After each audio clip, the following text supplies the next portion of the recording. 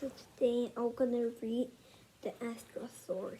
So if you saw my video from the first video, I read it until the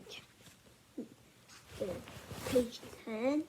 So today I'm gonna read the page 11 to chapter 2. Tell them to beam his image over to the shuttle scanner, said Tex, striding back inside the little spaceship. Gypsy whistled back to the Morphodon in their own language, and a few moments later, Admiral Russell's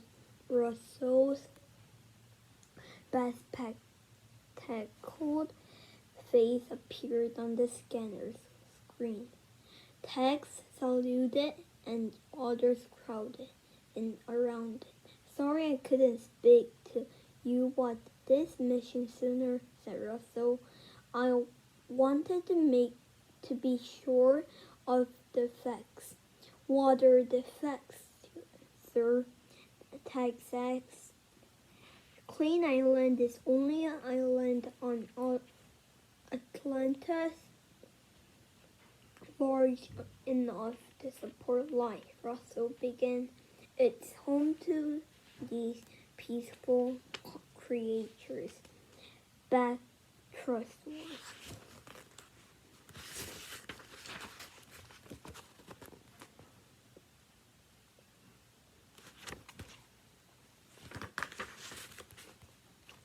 A picture of a spring dock-billed dinosaurs appeared on the screen.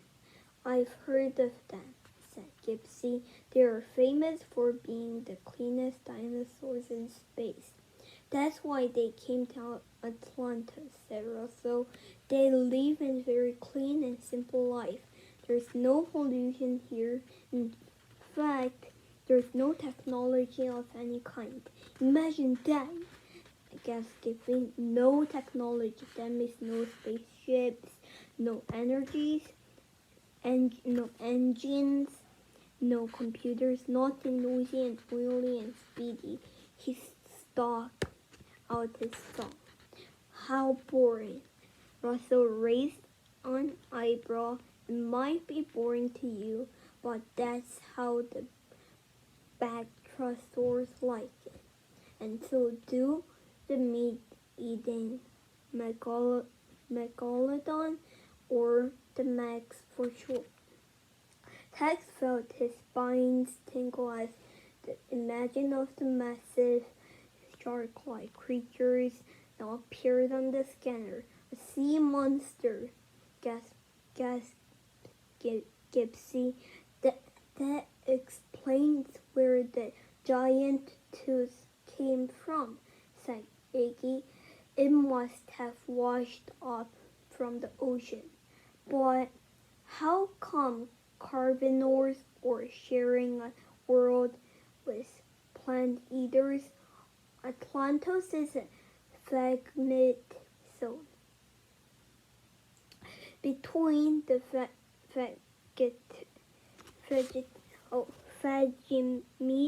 Vegemite zone.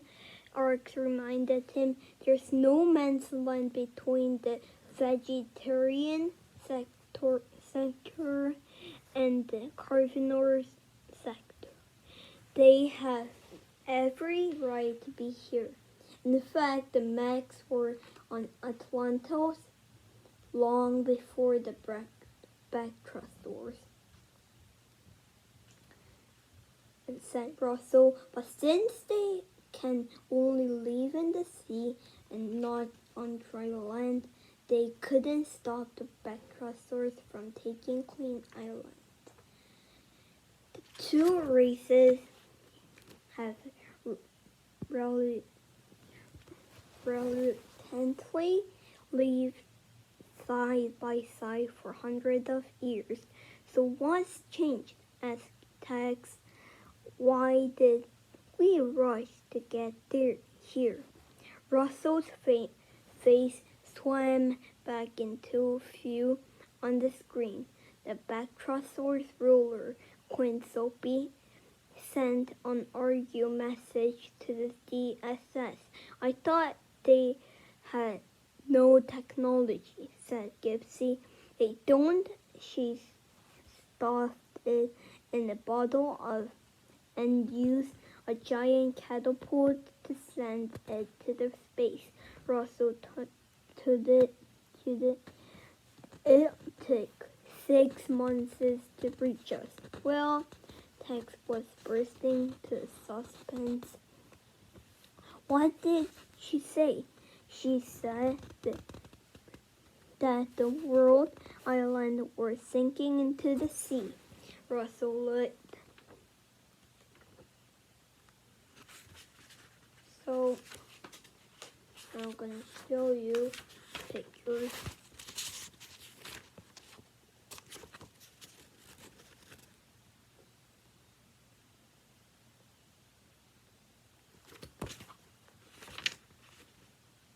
And here. Russell looked more serious than Tex had never seen him. That's why I sent you along at once. While I checked her finding with Space Radar, the final results have just come and equaled. What? She right? Russell nodded. Almost half the island is now underwater. So that was no earthquake. No, we felt just now.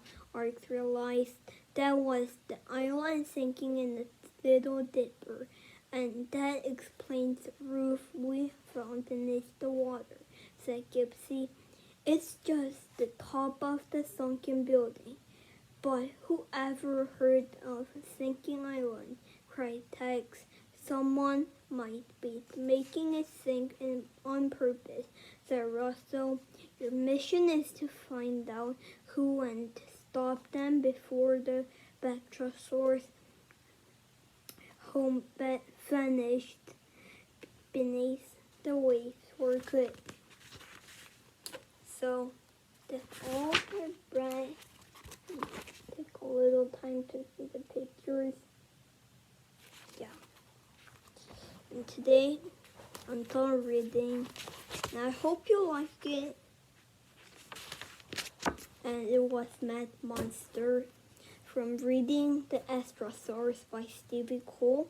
And it's the book is The Terror Bird Trap. I hope many of you watched it and don't forget to subscribe and do that. I don't really know it, but in Korean it's al림 button. Yeah. Bye. Thank you for watching.